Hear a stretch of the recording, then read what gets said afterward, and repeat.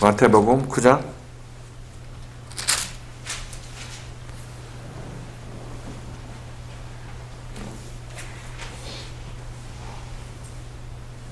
마태복음 9장 9절부터 10절? 11절? 거기 11절에 그 문장이 끝나니까 그렇게 봅시다. 자, 9절부터 11절까지 마태복음 9장 9절부터 11절까지 같이 한번 읽겠습니다. 시작. 예수께서 거기서 떠나시다가 마태라는 사람이 세간에 앉은 것을 보시고 이르시되 나를 쫓으라 하시니 일어나 쫓으니라. 예수께서 마태의 집에서 앉아 음식을 사실 때 많은 세리와 죄인들이 와서 예수와 그 제자들과 함께 앉았더니 바리새인들이 보고 그 제자들에게 이르되 어찌하여 그 선생님은 세리와 죄인들과 함께 사시느냐.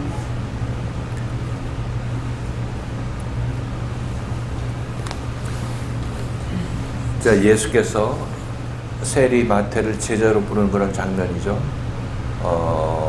마태는 레위, 우리가 알고 있는 레위 집할 때 레위 또 이름이 두 개죠. 마태하고 레위.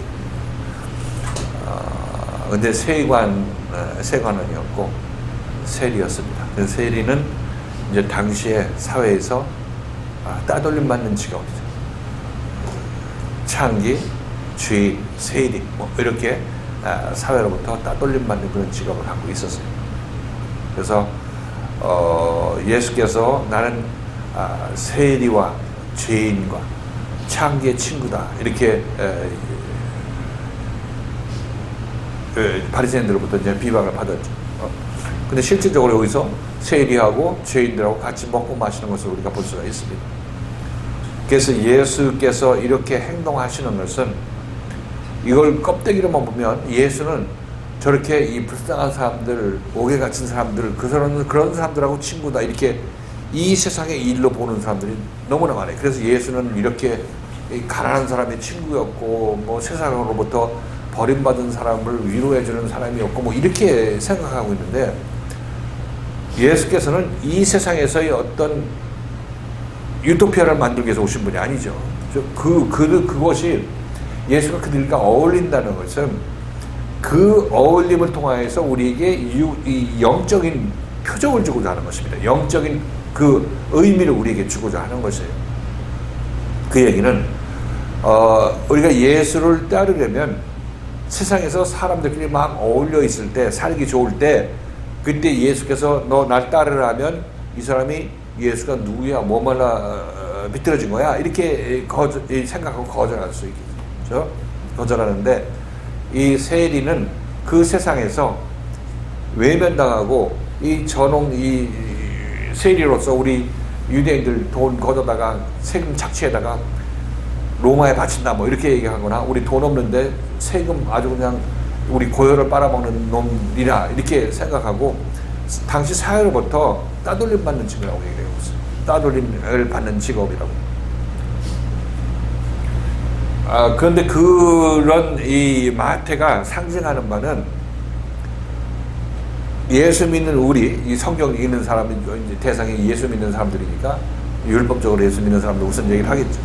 예수 믿는 사람들 중에서 이제 그 기존의 교리, 율법적인 교리는 어떤 한계가 있죠. 그냥 시온산 올라갈 수 없는 시온산을 올라간다 하다 보니까 거기서 뭐 도중에 이렇게 장벽 때문에 못 올라가게 되는 거죠. 못 올라가고 그렇게 신앙생활을 해도 올라간다고 생각을 하지만 결국 마음속에서 허전하고 하나님을 만났다는 그런 마음의 풍요로움이 없는 것입니다.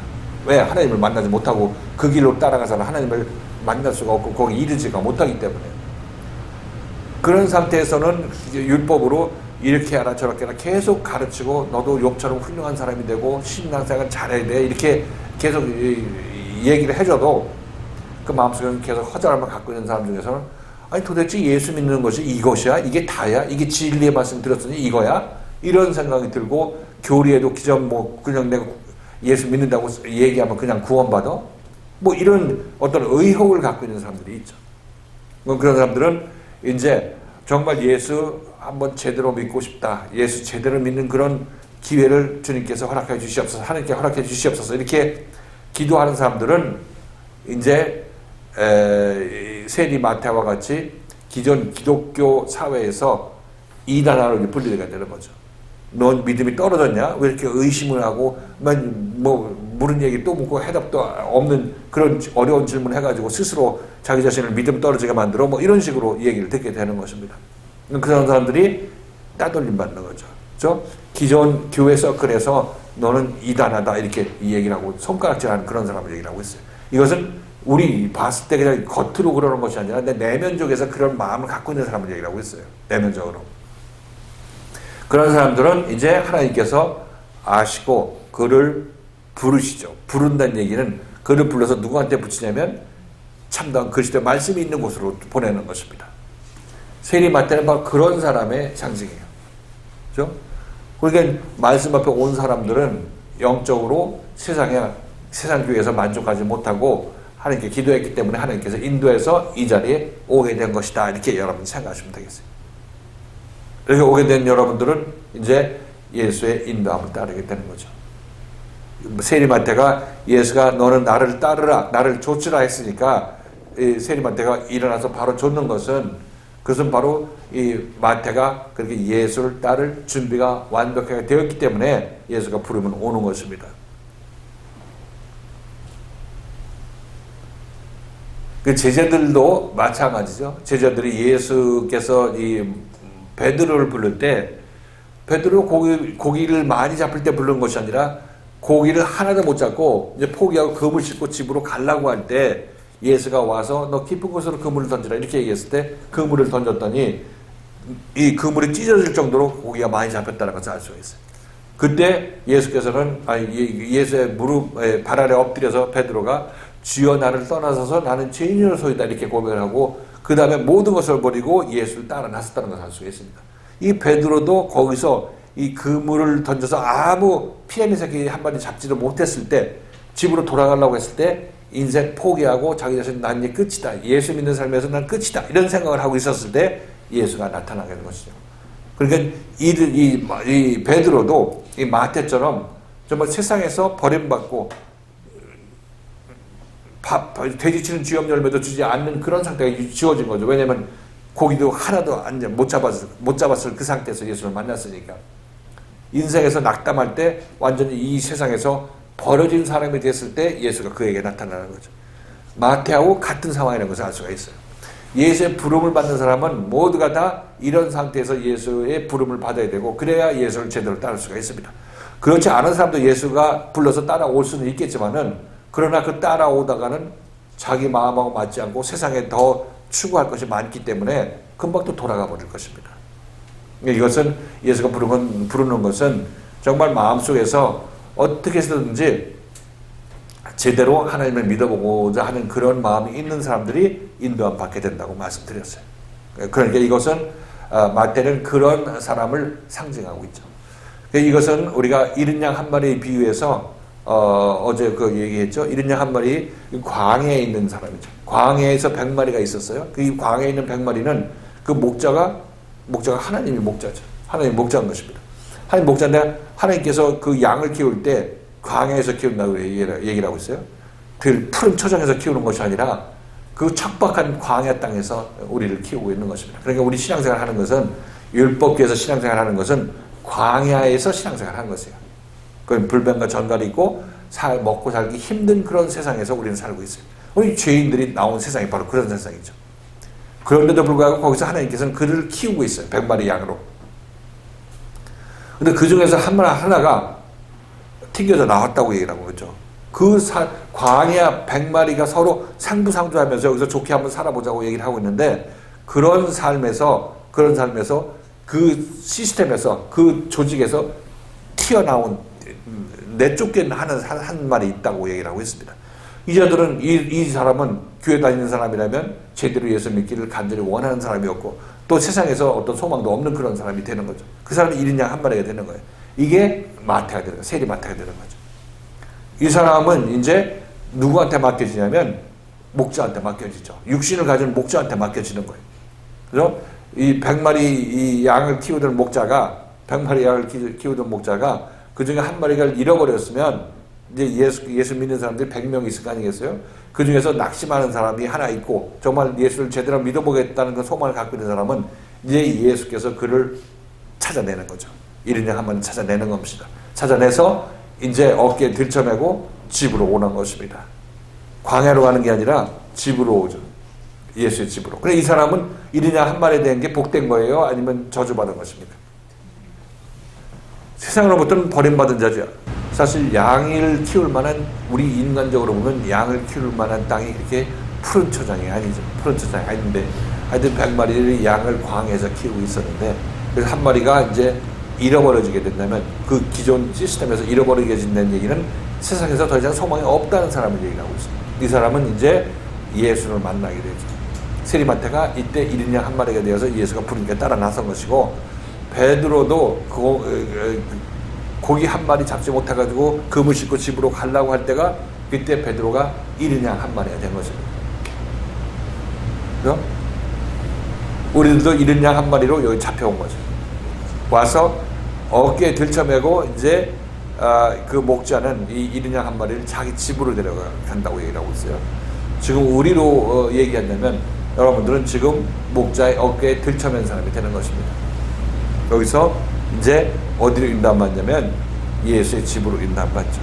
시온산 꼭대기로 인도받는 것입니다. 그 세리마태는 나를 따르라, 나를 좇으라 했을 때 세리마태가 좇았다고 얘기를 하고 있죠. 일어나 좇으니라 얘기를 하고 있어요. 일어나 좇는다는 얘기는 그냥 단순하게 그때 뭐 그 당시에 과거에 이쪽 장소에서 마태 집으로 세관에서 마태 집으로 장소를 옮겼다. 물론 그렇게 그것을 기본으로 기록이 되어 있습니다. 그러나 여기서 얘기하고 있는 그 영적 의미는 굉장히 큰 거죠. 지금 이른 양이 예수의 어깨에 들쳐매서 집으로 오는 것은 그가 이른 양이 구원받는 것을 얘기를 하고 있는 것과 마찬가지로 지금 마태도 예수께서 너는 나를 좇으라 해서 일어나 좇은 결과는 결국 이가 구원받는 마태의 집에 예수가 들어가는 그런 일이 일어나니까 이 마태 보고 너는 나를 좇으라 얘기했을 때 이 과정은 마태가 예수에서 구원받는 과정을 그렇게 얘기를 하고 있는 것입니다. 이른 양의 비유로 보면 일어나 좇으니라는 이른 양의 비유하고 같이 대입해 보면 너는 나를 좇으라 일어나 좇으니라 이런 얘기가 어디까지 해당되겠어요? 이른 양의 비유에서는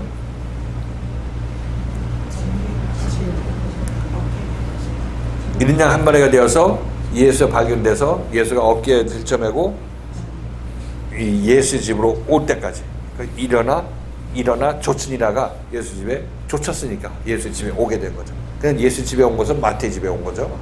여기 지금 마태에서 세리마태의 경우에 보면 그렇죠. 그게 그렇게 맞죠.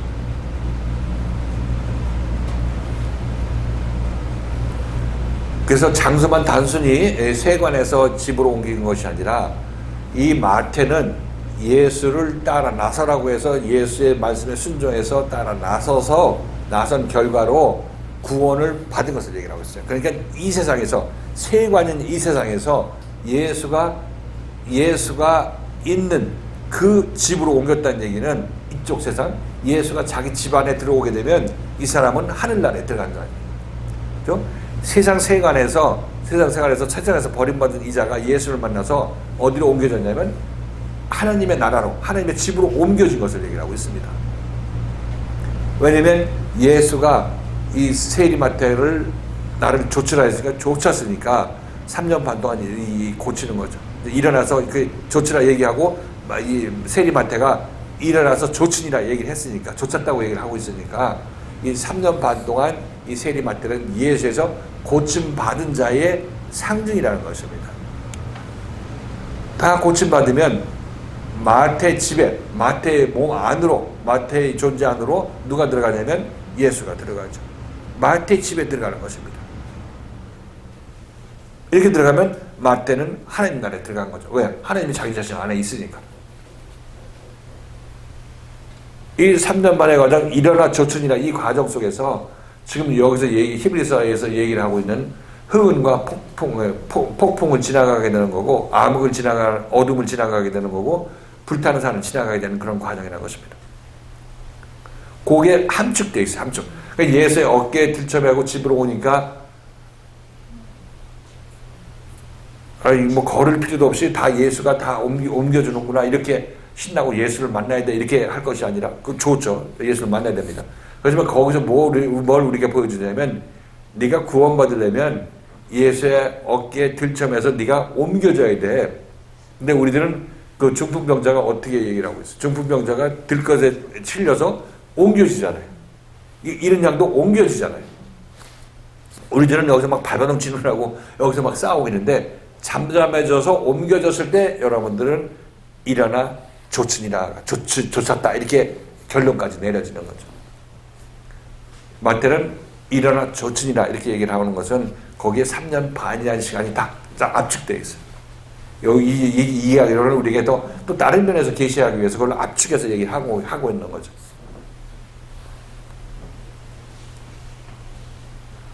그래서 일어나 좋으니라.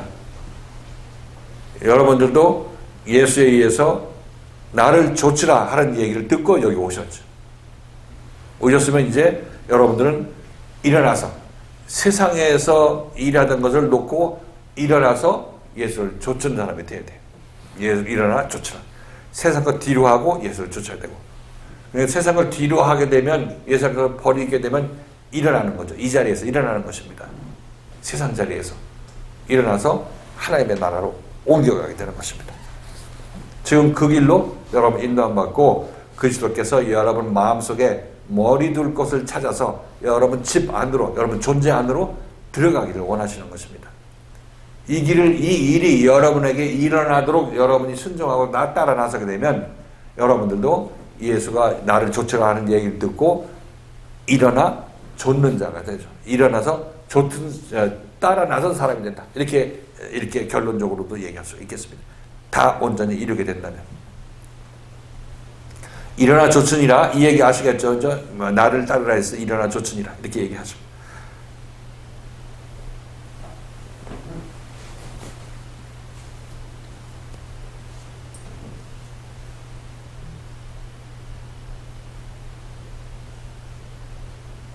그 다음 절 예수께서 마태의 집에서 앉아 음식을 잡수실 때 많은 세리와 죄인들이 와서 예수와 그 제자들과 함께 앉았다. 예수께서 마태의 집에 들어갔다는 얘기는 말씀드렸습니다. 마태의 집에 들어갔다는 얘기는 3년 반 동안 마태를 인도해서 마태와 그리스도가 하나가 됐을 때 얘기하고 있어요. 그렇죠? 마태의 집에 들어갔다. 그럼 우리 각자는 우리 집이라고 얘기해요. 나는 내 영혼은 내 집 안에 거하죠. 그죠? 내 집 안에 그리스도가 임해야 되는 것입니다. 이렇게 임하면 마태의 집에 예수께서 들어가셨다. 같이 잡수신다. 이것은 다른 방향으로 본다면 이 예수의 집에 마태가 들어갔다. 즉 하나님 나라에 마태가 들어갔다. 이렇게 표현할 수 있다고 말씀드렸죠. 왜냐하면 마태의 집은 누구 거냐면 그리스도가 임했으니까 이 마태는 누구 거예요? 그리스도의 거죠. 예수께서 그 안에 임하셨으면 우리들은 그의 것이 됩니다. 하나님의 것이 돼요. 동시에 마태이기도 하고. 예수께서 내가 하늘에 거할 처소가 많이 있는데 처소를 예비하면 나 있는 곳에 너도 있게 해서 나와 함께 있게 영원히 함께하게 하리라 이렇게 말씀하시죠. 나 있는 곳이라는 것은 마태 아니고 베드로 아니고 제자들 아니라는 것을 얘기할 수 있어요. 거기에 예수가죠. 나 있는 곳에 너희도 함께 있게 하리라는 얘기는 사실상이라기보다도 주인은 하나님이신 그리스도이죠. 그리스도가 주인인데 그동안 이 주인을 빼앗겼던 베드로나 그 제자들이 이제 십자가 사건이 일어나서 그리스도가 그 안에 임하게 될 것이니까 이제 예수께서는 잃었던 베드로를 찾는 것이고 잃었던 요한을 찾는 것입니다. 그들이 죄인들이었다가 그리스도가 내 안에 임함으로 말미암아 이제 죄인이 의인 되었죠. 잃은 자가 이제 찾은 바 된 자가 된 것입니다. 하나님 것이죠. 하나님 것. 우리들은 이렇게 하나님의 것이 되어서 하나님의 일을 하는 자가 되어야 하나님의 지체가 되어야 되는 것입니다. 이래야 남은 인생 제대로 살 수가 있는 거죠.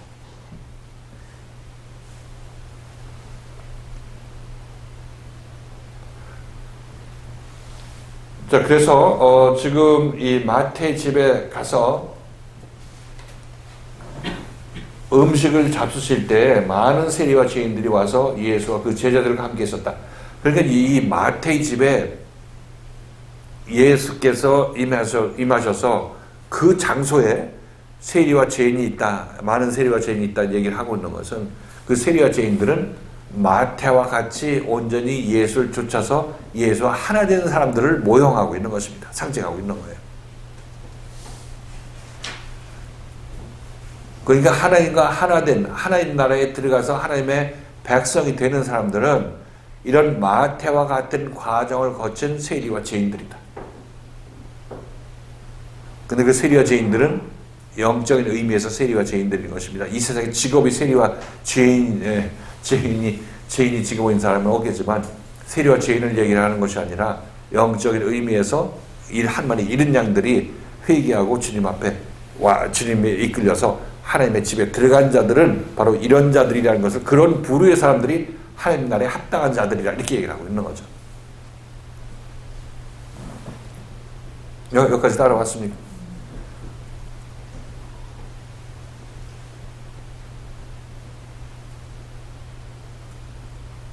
오늘 따라올 것도 없이 다 됐네. 이제 다 설명한 것 같은데.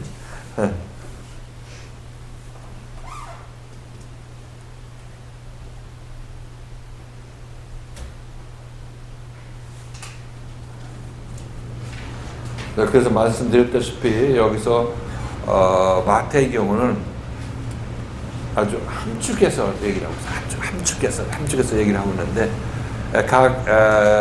어떤 거나 예수께서 이 계시한 거는 예수를 만나서 예수에서 고침받고 예수와 하나 되고 하나니까 하나 되는 이 길을 얘기를 하고 있어요. 이 길을 얘기를 하고 있는데 각자 이 스토리마다 얘기마다 지금 마태의 경우는 예수를 만나서 조치라 했었는데 조치라 했더니 일어나 조치니라 하고 바로 마태 집으로 들어간 것은 아주 구원의 과정을 쫙 그냥 한 절로 요약해서 압축해서 얘기하죠. 그 뒤에 또 다른 계시를 하기 위해서 그런 거예요. 그죠? 얘기가 우리가 여러 가지 중풍병자 보고 이제 내 죄사함을 받았느니라 한 그 얘기부터 백부장 얘기부터 계속 이 예수의 구원에 관한 얘기가 나오는데 구원에 관해서 굉장히 이 이야기마다 스토리마다 그 계시의 깊이가 틀리고 계시의 어떤 그 계시하는 방향이 틀리다는 것을 알 수가 있어요. 그 측면이 틀리다는 것을 알 수가 있어요. 네, 그래서 예수는 이 모든 이 공생애를 하시는 그런 과정 속에서 계속해서 누구를 계시하냐면 자기 자신을 계시하는 것입니다. 구원자 자기 자신을 계시하는 거예요. 구원이 어떻게 너에게 이루어지는지를 계속해서 우리에게 얘기해 주고 있습니다.